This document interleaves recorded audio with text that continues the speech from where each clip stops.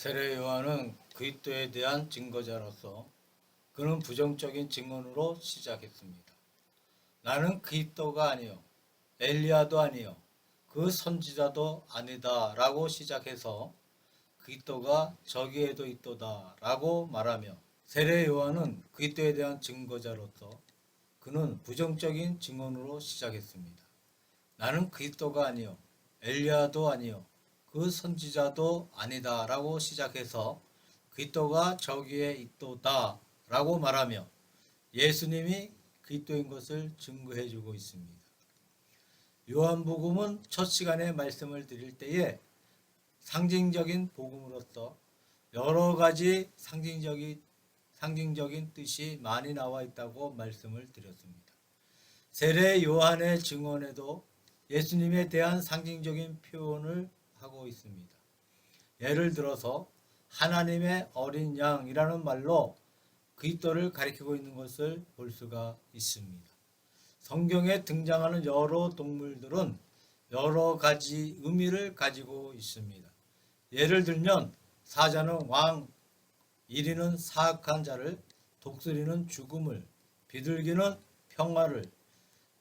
평화의 사신을, 뱀은 마귀를, 그리고 양은 거룩한 동물을 상징하고 있습니다.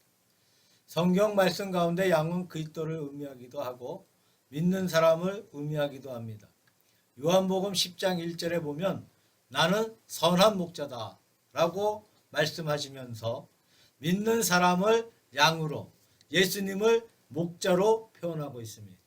그리고 구약의 이사야 53장에서는 예수님을 양으로 표현하고 있습니다. 세례 요한은 그리스도를 세상 죄를 지고 가는 하나님의 어린 양으로 표현하고 있습니다. 요한의 상징적 증언 속에서 타 종교에 대한 기독교의 특징이 뚜렷하게 증거되고 있습니다. 먼저 본문 가운데 있는 하나님의 어린 양이라는 말씀에는 구약적인 배경이 될 수 있는 서너 가지 사실들이 있습니다. 첫째, 가장 유명한 것은 유월절 어린 양입니다. 이스라엘 백성이 애굽에서 떠나올 때에 하나님께서 이스라엘 사람에게 허락하신 10가지 재앙 중 마지막 10번째는 애굽의 모든 장자, 즉 위로는 바로의 아들로부터 아래로는 맷돌을 가는 종의 아들까지 일시에 죽게 되는 참혹한 재앙이었습니다.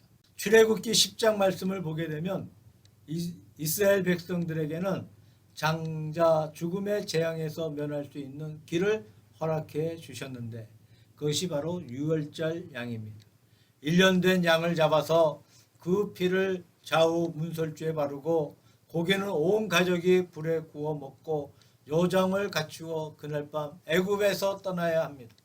천사가 내려와서 애굽의 모든 장자를 멸할 때 문설주에 피가 있는 집은 넘어가므로 재앙이 그 집에는 내리지 아니하였다는 기록이 있습니다. 그런 사건에서 유월절이 유래되었습니다. 애굽에 내려진 무서운 재앙을 면할 수 있었던 것이었습니다. 이스라엘 백성들이 그 무서운 재앙을 면할 수 있었던 것은 문설주에 발랐던 어린 양의 피 때문이었어요. 이것이 장차 오실 그리스도에 대한 가장 좋은 그림자였습니다. 사람은 누구나 자신의 죄악으로 마땅히 죽을 수밖에 없습니다. 무조건 어린 양의 피가 있는 집은 살게 되고 피가 없는 집은 멸함을 받게 되었습니다. 자, 멸망에 처한 우리가 예수 그리스도의 거룩한 보혈을 믿고 예수 그리스도의 보혈을 마음속에 간직한 사람이 될 때에 죽음의 멸망에서 돌이킴을 받게 되는 가장 아름답고 명백한 구약적 배경이 되는 것입니다. 두 번째로 레위기 16장에 아사, 세례, 양이 등장합니다. 한 마리의 양을 잡아서 양의 머리 위에 제사장이 안수를 하고 이스라엘 백성의 죄를 낱낱이 고한 후 그 양을 광야로 보냅니다. 이것은 이스라엘 백성의 죄를 짊어지고 광야로 나간다는 의미입니다. 예수님을 하나님의 어린 양이라고 표현한 것은 아사, 세례, 양이라는 의미도 포함되고 있습니다. 예수님이 아무 죄도 없지만 인류의 모든 죄를 짊어지고 십자가에 달려 돌아가신 것은 마치 아사셀의 양과도 같습니다. 그런 의미에서 아사셀의 양이 예수 그리스도를 가리키는 구약적인 배경이 되는 것입니다. 세 번째로는 속죄일의 양입니다. 7월 10일은 이스라엘 백성이 1년 동안 지은 죄를 대제사장이 대신하여서 하나님 앞에 고하는 날이에요. 먼저 제사장이 자신의 죄를 위해 수소를 잡아서 그 피를 가지고 지성소에 들어간 다음에 백성의 죄를 위해서 양을 잡아 그 피를 가지고 들어가서 여호와 이름을 부르며 온 백성의 죄를 대속했어요. 그때 온 백성의 죄를 대속했던 속죄 양의 피, 그것이 바로 예수 그리스도의 그림자인 것입니다. 이와 같이 구약에 예수님을 양이라고 했던 세 가지 그림자가 있습니다. 유월절의 양, 아사셀의 양, 속죄일의 양 중에 가장 뚜렷한 의미는 유월절의 양입니다. 이 말씀은 구약의 명백한 제사 법전을 배경으로 한 예언의 내용입니다. 왜 기독교에는 구약과 신약 두 권의 책이 있는 것일까요? 두 권의 연관성은 무엇입니까? 두 책은 똑같지가 않습니다. 각각의 특색이 다르고 사명이 달라요. 구약은 먼저 신약의 그림자가 되고 신약은 그 그림자의 완성이 되는 것입니다. 구약은 준비가 되고 신약은 완성이 되는 것입니다. 구약은 예언이 되고 신약은 그 성취가 됩니다. 그러므로 구약을 제외한 신약만 있다면 우리가 그 뜻을 명백하게 알지 못할 부분이 대단히 많이 있습니다. 구약의 배경을 근거로 할 때 비로소 신약의 뜻이 명백해지는 것을 볼 수가 있습니다. 그러므로 구약이 필요합니다. 반대로 신약을 제외한 구약만 있다면 어떻게 될까요? 구약은 예언이고 그림자고 준비하는 것입니다. 그 모든 것을 완성한 신약이 없다면 구약은 무의미해지는 것입니다. 신약 없는 구약은 무의미하게 되고 구약 없는 신약은 완전하지 못한 것이 됩니다. 두 가지를 잘 비교하고 갖추어질 때에 구약도 명료해지고 신약도 완전하게 되는 것입니다. 신약의 모든 책 가운데 마태복음은 유대인에게 주신 것입니다. 구약의 색채가 너무나 진합니다. 마태복음은 하나하나의 사건에서 구약을 인용하고 있습니다. 예를 들어 예수님께서 성령으로 말미암아 동정녀 마리아에게 나셨다는 내용은 구약의 이사야서의 내용이고 예수님께서 베들레헴에서 나셨다는 것도 구약 말씀의 성취입니다. 나사렛 동네에서 성장하셨다. 애굽에 도피하셨다. 예수님의 성격이 온유하셨다는 것도 구약의 예언입니다. 십자가에서 돌아가신 것뿐만 아니라 부활하시고 승천하사 하나님 우편에 앉아 계시는 것, 그리고 장차 재림하시는 것 등 모두가 구약의 예언입니다. 이 모든 것은 예수님의 생애 전체가 구약 성경에서 예언한 것의 완성임을 의미합니다. 또한 세례 요한이 예수님을 하나님의 어린 양이라 칭한 것도 구약의 말씀을 인용한 것입니다.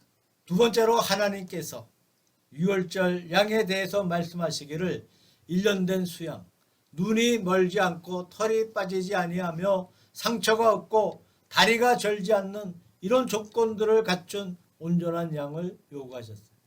이 양은 애완용이 아닙니다. 잡아 죽일 제물이에요. 제물로 바쳐질 죽어야 할 양이지만 하나님께서는 온전함을 요구하셨습니다. 1년 된 양이어야 합니다. 이것은 무슨 의미일까요? 태어난 양들 가운데 온전한 양이 내년 6월절에 제물이 되는 것입니다. 금년도 6월절 무렵에 태어난 양이 다음 해에 제물이 되는 것입니다. 그러므로 6월절과 6월절 사이에 끊임없이 계속해서 제물의 정신이 이어져 가는 것입니다. 흠없는 1년 된 양을 바쳐야 하는 것은 무엇을 가리키는 것입니까? 1년 12달 동안 조금도 쉬지 않고 6월절을 준비하라는 의미라고 생각합니다. 가령 양이 몇 마리의 새끼를 낳았습니다. 그들 중 한 마리가 내년 6월절 제물이 될 것입니다. 주인은 새끼 양들 가운데 온전한 양을 하나 택하여 1년 동안 정성껏 기릅니다. 늘 관심 있게 길러 산으로 몰고 갈 때나 들로 몰고 갈 때에 다리가 꺾인다거나 털이 빠진다거나 눈이 상하지 않도록 세심한 주의를 해서 1년 동안 기릅니다. 바로 정성입니다. 하나님께서 인간의 정성을 요구하시는 의미로 1년 된 흠없는 양을 말씀하신 것 같습니다. 하나님 앞에 바쳐진다는 것은 그런 끊임없는 준비가 필요합니다. 1년 된 흠없는 양이 예수 그리스도의 그림자라고 하는 것은 무슨 말입니까? 예수님의 완전한 인격을 나타내고 있다고 생각합니다. 1년 된 완전한 양이신 예수님은 완전한 분이셨습니다. 양의 눈이 상하지 아니함은 예수님의 시력이 온전함을 상징하는 말로서 이것은 예수님의 판단이 정확했다는 말입니다. 예수님께서 바리새인에 대해서 마태복음 23장에서 무섭게 책망하고 있습니다. 그들의 허물과 죄를 지적하고 공격하는 모습을 봅니다. 그리스도의 판단이 얼마나 예리하고 온전한 것인지 알 수가 있습니다. 헤롯 왕에 대한 신랄한 평을 합니다. 권력에 굴하지 아니하고 바른 판단을 내리는 예수님의 모습을 봅니다. 또한 세리나 죄인을 구원하셨습니다. 예수님은 사람을 외모로 취하지 아니하시고 중심을 꿰뚫어 보시면서 사람에 대한 정확한 판단을 내립니다. 예수님의 시력은 완전합니다. 양이 다리를 절지 아니한다는 것은 그리스도의 생애 속에 잘못이 없다는 의미입니다. 완전한 생활입니다. 한 가정에서 어머니 마리아의 아들로서 동생들의 형으로서 가족의 일원으로서 예수님은 완전하셨어요. 나아가서 예수님은 이스라엘의 한 국민으로서 완전하셨습니다. 누가복음 19장에서 예수님께서 예루살렘으로 가셔서 성을 보시고 우셨던 일이 있습니다. 예루살렘을 사랑한 애국자였음을 알 수가 있습니다. 모든 인간의 대열에 서서 우리 주님은 완전하셨습니다. 그리스도의 인격의 완전성을 가리켜 말하는 것이라고 생각합니다. 빌라도는 3번이나 예수 그리스도의 무죄를 선고한 바 있습니다. 유대인들은 예수님이 죄가 있다고 우겼지만 빌라도는 예수님에게서 어떠한 죄도 발견할 수가 없었습니다. 빌라도는 유대인의 판관으로서 대중의 호감을 얻기 위해서라도 예수님에게 조금의 잘못을 발견했더라면 당장에 들춰내었을 것입니다. 하지만 애써 찾아보아도 예수님에게서 어떤 허물도 찾지를 못했습니다. 허물을 찾지 못한 사람은 빌라도뿐만 아닙니다. 역사를 통해 많은 사람들이 예수 그리스도에 관해 말했지만 어떠한 허물을 지적해낸 사람은 아직 아무도 없습니다. 옛날에 독일의 유명한 무신론자이다 자유주의자였던 스트라우스는 예수님을 인간으로 격화시키기 위해 하나님의 아들인 것을 부정하는 예수전이라는 그리스도의 종교를 썼습니다. 오래전에 미국에서 그 내용의 영화가 상영된 바 있었습니다. 그러나 너무나 심하게 예수 그리스도를 격화시켰다는 것을 이유 삼아서 상영 금지되었다는 보도가 있었습니다. 그런데 스트라우스는 이런 글을 썼어요. 십자가에 달리신 예수님께서 아버지여 저희를 사하여 주옵소서. 자기 하는 것을 알지 못하는 미인이다 라고 말씀하시는 장면을 소크라테스가 이 독배를 마시고 죽는 장면과 비유해서 서술했습니다. 소크라테스가 최후의 헬라인들을 선동했다는 제목으로 사형 언도를 받았습니다. 사실 그는 선동한 적이 없습니다. 그는 당당하게 자기의 무죄를 열심히 변호하였습니다. 그렇지만 그의 변호는 수락되지 못하고 종래 유죄 판결을 받았습니다. 마침내 군병이 그에게 독이 든 잔을 가지고 와서 소크라테스 앞에 꿇어앉아서 빌며 하는 말이 제발 나를 용서해 달라며 자신은 그에게 아무 원한도 없고 그의 무죄를 믿지만 한 군인으로서 상관의 명령을 어길 수 없어서 가져온 것뿐이니 자신에게 죄를 돌이키지 말아달라고 빌었다고 합니다. 소크라테스는 나라법에 순종하는 것도 국민의 의무라고 하면서 독이 든 잔을 마시고 죽었습니다. 이 이런 십자가 사건과 비교하면서 그는 이러한 결론을 내렸습니다. 소크라테스는 위대한 위인처럼 죽었으나 예수 그리스도는 하나님의 아들처럼 죽었다고 말했습니다. 자, 십자가에 달려서 묵묵하게 무리의 죄를 대속하기 위해서 엘리 엘리 라마 사막다니라고 외치면서 숨지셨던 최후의 모습은 인간적으로 평할 도리가 없습니다. 예수 그리스도는 하나님의 아들처럼 죽었다.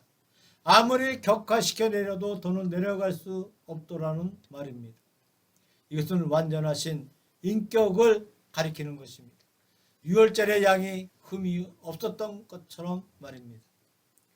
세 번째로 양의 가장 큰 특징은 희생입니다.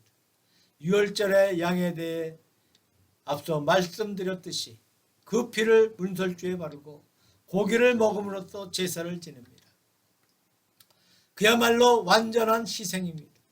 양이란 원래 희생의 동물에 속합니다. 고기는 온 가족들의 음식이 되고 그 피는 물설주에 발라 죄를 속하는 상징이 되고 그 뼈는 비료로 쓰이거나 생활용품으로 사용됩니다. 또한 양가죽은 책이나 의복을 만드는 데 쓰였습니다. 옛날에 양피로 만든 책이 지금까지 보존되기도 합니다. 이렇듯 몸 전체가 버릴 것이 없이 유용하게 쓰일 수 있는 희생의 동물이 바로 양이었습니다. 예수 그리스도의 일생은 처음부터 마지막까지 희생이었습니다. 그가 세상에 오신 자체가 희생이었습니다. 예를 들면 어떤 왕자가 왕국을 버리고 어느 시골에 가서 시골집에서 잠을 잤다고 생각해 봅시다. 자기의 평소의 생활에 비해서 굉장한 희생이 아니겠습니까? 왕자가 시골집에서 잠을 잔 것과는 비교가 안 됩니다. 하나님의 영광된 보좌에 계신 예수 그리스도가 세상에 오셔서 인간이 되셨다는 것은 굉장한 희생인 것입니다. 빌립보서 2장에서는 그것을 그리스도의 비하라고 말하고 있습니다. 예수 그리스도의 전생에 그가 줄이시고 헐벗으시고 비난과 모욕을 당하는 생활 전체가 희생이었습니다. 희생의 절정은 그의 죽음이었습니다. 십자가에 달려서 가장 고통스러운 사형의 법을 통해서 세계 만민의 죄를 위해 돌아가신 것, 이것이 극한 희생입니다. 구약시대 아사셀의 양에게는 머리에 안수를 하고 죄를 고백한 후에 들판으로 보내지는 것으로 끝나는데, 신약에는 들판으로 보내진 것이 아니라 예루살렘 남방으로 한 약 20리쯤 데리고 가서 무서운 절벽 밑에 떨어뜨렸다고 합니다. 들판으로 내보내기만 해도 사자의 밥이 되거나 줄여서 죽을 텐데 절벽에서 밀어뜯어 죽였다는 기사가 남아있어요. 자, 그리스도의 처절한 희생을 말하고 있는 것입니다. 세계 3대 종교는 불교, 유교, 기독교. 그 중에 유교는 인해사상인데 어질 인자는 사람인 변의 두 이자이므로 두 사람의 관계를 말합니다. 군신의 관계라거나 부부의 관계 혹은 부자의 관계를 말하는데 이것은 누가 누구를 위해서 시작하는 것을 의미하지 아니합니다. 둘 다 완전하게 보존되는 것을 말합니다. 나라에 충성하면 왕에겐 힘이 되고 백성은 충신이 되는 것입니다. 부모에게 효하면 부모의 마음이 기쁘고 자녀들도 복을 받아서 잘 살 것입니다. 부부가 화목하면 남편이 없고 아내가 좋을 것입니다. 두 사람이 같이 잘 사는 것이 인해사상이에요. 그러므로 인해사상은 두 사람의 공존을 의미합니다. 불교의 사상은 인간이 도를 깨닫는 때부터 부처가 되는 교리입니다. 나의 노력으로 부처가 될 수 있습니다. 자기 완성을 의미합니다. 인간이 부처가 되었으니 완성된 셈입니다. 불교는 자기 완성의 도라고 할 수 있습니다. 유교는 함께 보존되는 도이고 불교는 자기 완성의 도이며 기독교는 예수님이 하나님의 아들됨을 내버리고 땅 위에 오셔서 마지막까지 십자가에서 희생을 당하신 그야말로 희생의 도입니다. 그런 의미에서 유교는 인, 불교는 자비, 기독교는 아가페 사랑입니다. 이들은 비슷한 공통점이 있는 동시에 뚜렷한 대조가 있어요. 아가페의 가장 뚜렷한 특징은 뭡니까? 희생이에요. 희생을 통해서 아가페가 성립되는 것이지 희생을 통하지 않고선 아가페가 성립할 수가 없습니다. 어린 양의 가장 큰 특징은 바로 어린 양의 죽음, 즉 희생이라고 할 수가 있습니다. 결론적으로 말씀드리고 싶은 것은 구약 시대의 양은 모든 사람이 준비한 사람의 양이었습니다. 유월절의 양도 사람이 정성스럽게 준비한 양입니다. 아사셀의 양도 그렇습니다. 속죄 양도 그렇습니다. 모두 사람이 준비한 양. 사람이 준비해서 성전으로 가져오면 제사장의 검인을 통과해야 제물이 될 수 있는데 흔히 검인을 통과하지 못하는 수가 많다고 합니다. 그도 그럴만합니다. 우리가 아무리 정성스럽게 기른다 해도 1년간 기르는 도중에 어느 한 부분에 상처가 생기기 마련이에요. 1년간 열심히 기른 양을 예루살렘까지 데리고 왔는데 검인을 통과하지 못함으로 후에는 예루살렘 인근에 와서 양을 사서 바치는 풍습이 생기게 되었습니다. 심지어 성전 내부에서 양을 팔고 사게 되어서 예수님께서 이것을 책망하신 사실이 있습니다. 돈 주고 사는 것이 아니고 1년간 길러야 되는 거예요. 그런데 사람이 기른 양은 아무리 정성을 많이 쏟아 길러도 헛물이 나오는 법입니다.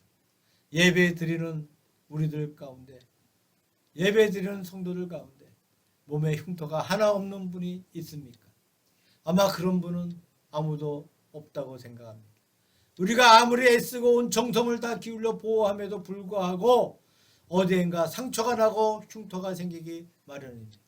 우리 자신도 상처가 하나도 없이 살아갈 수가 있겠습니까? 어떻게 양을 바로 기를 수 있겠습니까? 반드시 허물이 있기 마련입니다. 저는 예배를 마치면 저의 설교 동영상을 편집을 합니다. 그리고 부족한 것들을 보면서 고치려고 하죠. 그리고 혼자 기도를. 하나님이 우리가 주님 앞에 예배를 드린다 할지라도 우리 예배에 허물이 없겠습니까? 그 허물을 용서해 주시고 가려주시며 예배를 통해 영광을 받아 주시옵소서라고 기도합니다. 우리가 드리는 예배는 하나님께서 엄격하게 따진다면 허물투성일 것입니다. 사람이 제사를 위한 준비한 양은 반드시 허물이 있기 마련입니다. 그러나 예수 그리스도는 사람이 준비한 양이 아니라 하나님이 준비한 양이에요. 하나님이 준비한 양이기 때문에 허물이 있을 수가 없습니다. 잘못이 있을 수가 없습니다. 부족함이 있을 수가 없습니다. 우리는 대자연 속에 섭리하시는 하나님의 큰 준비를 봅니다. 얼마나 완전한 자연입니까? 역사를 통해서도 하나님의 큰 준비를 봅니다. 하물며 하나님께서 특별히 보내셔서 인간을 대속하신 구세주의 준비에 왜 결함이 있겠습니까? 완전한 구세주입니다. 기독교는 사람의 종교가 아닙니다. 계시의 종교, 사람이 준비한 것이 아닙니다. 하나님께서 준비한 종교입니다. 이것이 우리가 믿는 기독교의 가장 큰 특징이라고 생각합니다. 요한복음 1장 29절에 보라라는 단어를 영어로 behold인데 이는 명령형인 동시에 감탄사. 지금 세례 요한은 무엇인가에 감탄하고 있습니다. 예수님을 바라보면서 떨리는 목소리로 하나님의 어린 양을 보라고 말하고 있습니다. 영국의 유명한 스펄전 목사는 불과 18세에 목사가 되어서 기독교 역사상 미국의 무디 선생님과 함께 2대 전도자로 불립니다. 그런 많은 사람에게 가만을 준 분이었습니다. 어느 날 스펄전 목사는 교회 교인 수가 늘어나 작은 예배당을 헐고 새로 큰 예배당을 지었다고 합니다. 당시에는 마이크가 없어서 육성으로 설교를 했습니다. 예배당 내부가 거의 완성되고 벽을 칠하는 공사를 하고 있을 때 스펄전 목사 부부가 예배당으로 들어가서 설교 시간에 목소리를 얼마나 높여야 할지 알지 못해서 음성을 조절하기 위해 교회에 갔습니다. 스펄전 목사는 강단에 서고 그의 아내는 제일 뒷좌석에 앉아 강단 앞에서 말하는 소리가 들리는지 알아보려고 했습니다. 소리가 들리면 뒷좌석에서 손을 들기로 했습니다. 그때 스펄전이 읽었던 성경 말씀이 바로 오늘의 본문이라고 합니다. 세상 죄를 지고 가는 하나님의 어린 양이로다 라고 처음에 읽으니 그 소리가 잘 들리지 않는지 그의 아내의 손이 들리지 않습니다. 안 들린다는 말입니다. 조금도 소리를 크게 내어 읽었습니다. 그래도 손을 들지 않습니다. 더 큰 소리로 읽으니 그제서야 손을 들었습니다. 이 정도의 소리로 설교를 해야겠구나라고 생각하는 순간에 지붕 위에서 일하던 인부가 내려와서 예배당으로 들어와서 스펄전 목사님 앞에 꿇어앉아 눈물을 흘리며 죄를 자복하더랍니다. 이유를 물어보니까 자기는 죄 많은 사람인데 지붕 위에서 일하던 중에 하나님의 음성을 들었다는 거예요. 어떤 음성을 들었느냐고 물어보니까 보라 세상 죄를 지고 가는 하나님의 어린 양이로다 라는 소리를 들었다며 죄를 고백하고 눈물을 흘리는 것입니다. 스펄전 목사는 웃으면서 음성 조절을 위해서 자신이 한 말이라며 사실대로 말했으나 그 인부는 하나님의 음성을 들었다고 말하며 통회하고 자복하더라는 겁니다. 아마 스펄전 목사님이 말하고 있을 때 그 음성이 일하던 인부의 가슴 속에는 하늘의 계시로 들렸던 모양입니다. 하나님의 계시는 직접 들리는 소리도 있고 혹은 인간을 통한 소리도 있으며 혹은 자연을 통한 소리 등 여러 가지가 있다고 생각해요.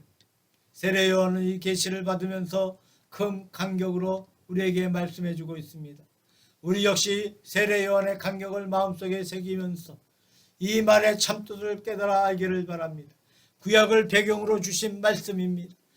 그리스도의 완전한 인격을 가리키는 말씀입니다. 예수님의 철저한 희생을 가리키는 말입니다. 그리고 하나님이 준비하신 분명하고 완전한 속죄함을 가리키고 있습니다.